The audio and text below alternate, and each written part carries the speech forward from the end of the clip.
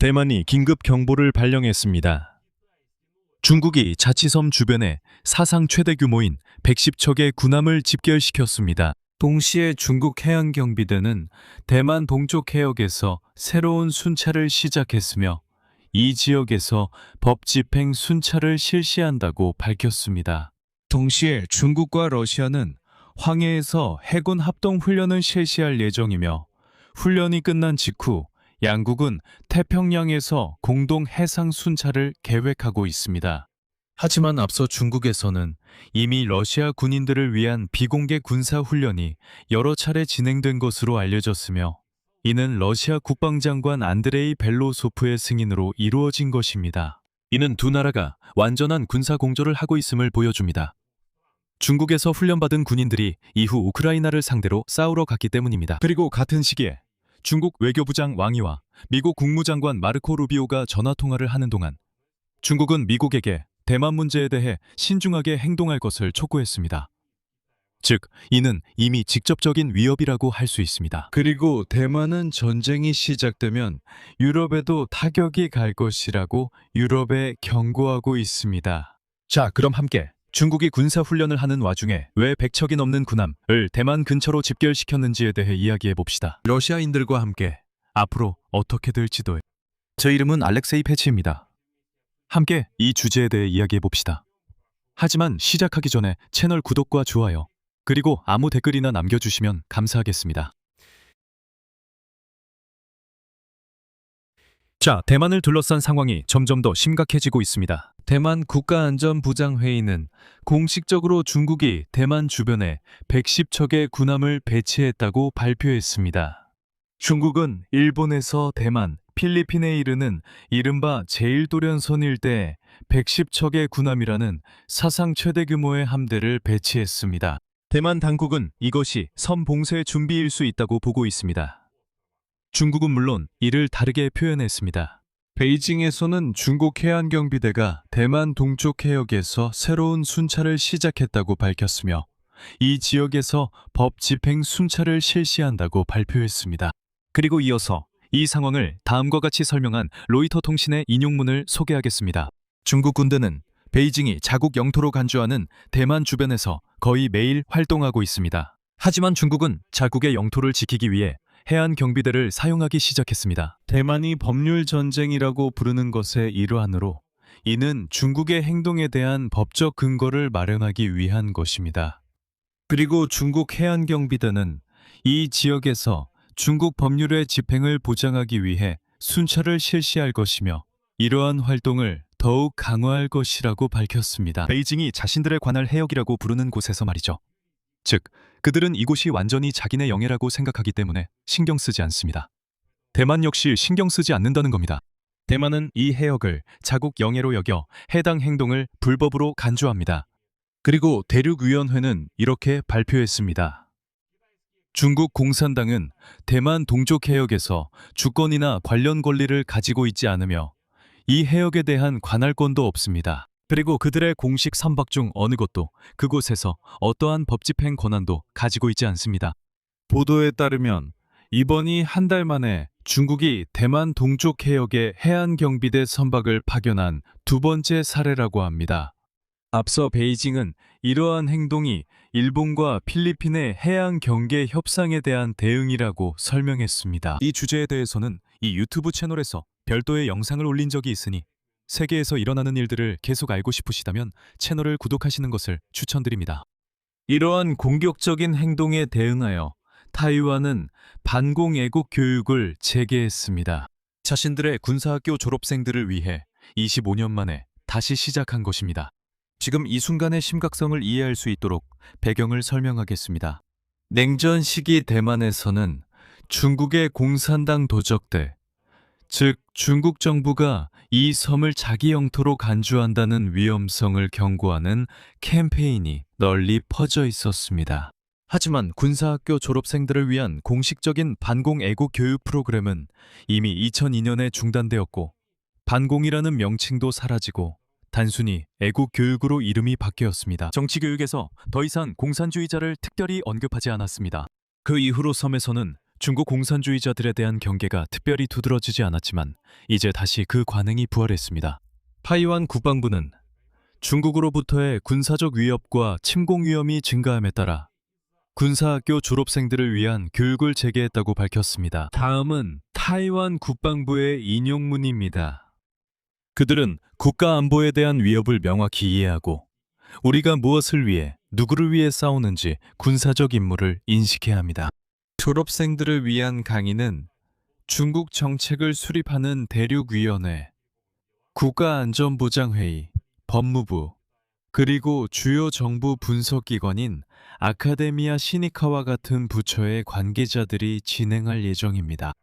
목표는 졸업생들에게 누가 친구이고 누가 적인지에 대한 명확한 인식을 심어주는 것입니다. 글쎄요, 아마도 이런 경계가 매우 흐려지기 시작한 것 같습니다. 타이베이는 언젠가 중국의 군사훈련이 실제 침공으로 이어질 수 있다는 가능성을 배제하지 않습니다.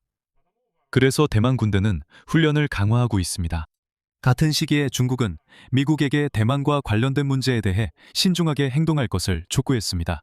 중국 외교부장 왕이와 미국 국무장관 마르코 루비오의 전화통화 중에 나온 말이었습니다. 그리고 이어서 왕이의 인용문이 나옵니다. 중국은 미국에게 대만과 관련된 문제에 대해 최대한 신중하게 접근할 것을 촉구했습니다. 대만 문제에 관한 아주 작은 조치도 전체 상황에 영향을 미칠 수 있습니다. 중국과 미국은 모든 종류의 위험을 관리하기 위해 협력해야 합니다. 대만 문제는 매우 중대한 영향을 미칩니다. 중국은 미국이 대만과 관련된 문제를 최대한 신중하게 다루길 바랍니다. 전략적 안정성에 기반한 건설적인 관계를 구축하는 것은 단순한 구호가 아닙니다. 이는 행동과 상호적인 접근, 그리고 지속적인 노력이 필요합니다. 그리고 이런 상황에서 또 다른 소식이 우려를 불러일으킵니다. 7월에 중국과 러시아가 황해에서 합동 해군 훈련을 실시할 예정입니다. 이 사실은 중국 국방부에서 공식적으로 발표했습니다. 그리고 훈련이 끝난 후 양국은 태평양에서 공동 해상 순찰을 계획하고 있습니다. 중국 국방부는 훈련의 정확한 일정이나 동원되는 장비와 인원의 수에 대해서는 밝히지 않았습니다. 훈련은 칭다오 인근 해상과 공역에서 진행될 예정입니다. 그리고 이어서 중국 국방부의 인용문이 나옵니다. 훈련이 끝난 후 양측의 일부 병력이 태평양 해당 해역에서 공동 해상 순찰을 실시할 예정입니다. 이는 중국과 러시아 군대 간의 연례 협력 계획의 일환으로 공동으로 안보 문제를 해결하고 지역의 평화와 안정을 유지하기 위한 것입니다. 터키 아나돌루 통신에 따르면 이번 훈련에 참가하기 위해 칭다오 항에 도착한 러시아 해군을 환영하는 행사가 이미 열렸습니다. 러시아는 바랴그 순양함, 데프스키 호위함, 우파 잠수함, 그리고 이고르 벨로우소프 구조선으로 대표됩니다. 중국 측에서는 여러 대의 구축함, 호위함, 보급선, 그리고 잠수함 구조선이 참가할 예정입니다. 그리고 그 외에도 함재 헬리콥터들이 투입될 예정입니다. 그리고 이런 상황에서 중국 군대가 우크라이나 전쟁에 얼마나 깊이 관여하고 있는지에 대한 증거가 점점 더 많이 나타나고 있습니다. 그렇다면 베이징은 모스크바에게도 똑같은 수준의 개입과 상응하는 지원, 예를 들어 대만 문제에 있어서도 요구할 것입니다. 로이터 통신은 2025년 말 중국에서 러시아 군인들을 위한 군사훈련이 실시되었으며 이는 러시아 국방장관 안드레이 벨로우소프의 승인을 받은 것이라고 보도했습니다.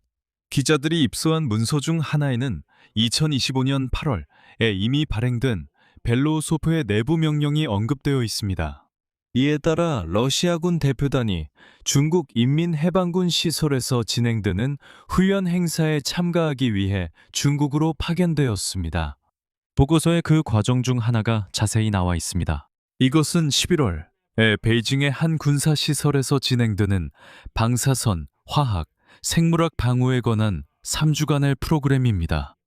또한 보고서에는 중국인 교관이 러시아 군인들과 수업을 진행하는 사진들도 있습니다. 그들은 원자로 모형을 공부하고 화학 및 방사선 정찰과 환기 시스템의 오염 방지에 관한 훈련을 받고 있습니다. 중국은 러시아 우크라이나 전쟁 내내 자신들이 중립을 유지하고 있다고 주장해왔습니다.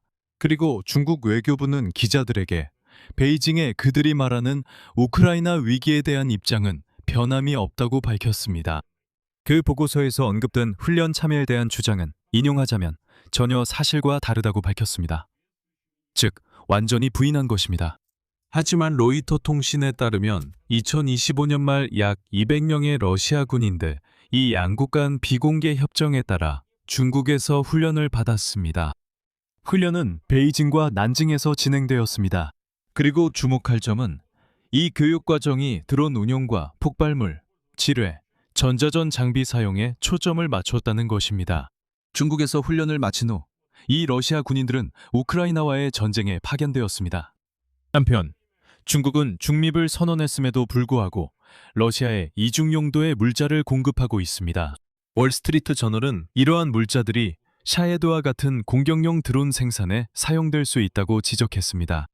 또한 2025년에 러시아는 중국산 광섬유 수입을 10배로 늘렸으며 이 광섬유는 광섬유를 이용한 FPV 드론 조종에 사용됩니다. 하지만 불필요하게 당황하지 말라는 의미에서 2026년 위협에 관한 연례 보고서에서 미국 정보기관은 분명히 밝히고 있습니다. 중국 지도부는 현재 2027년에 대만 침공을 계획하고 있지 않으며 통일 달성을 위한 확정된 일정도 가지고 있지 않습니다. 더 나아가 베이징은 무력 사용을 위협하면서도 가능하다면 전쟁 없이 목표를 달성하는 것을 선호합니다. 왜 지금이 아니냐고요? 지금입니다. 몇 가지 이유가 모두 논리적으로 연결됩니다. 우선 중국 지도자가 실시하고 있는 군대 내 반부패 숙청이 있습니다.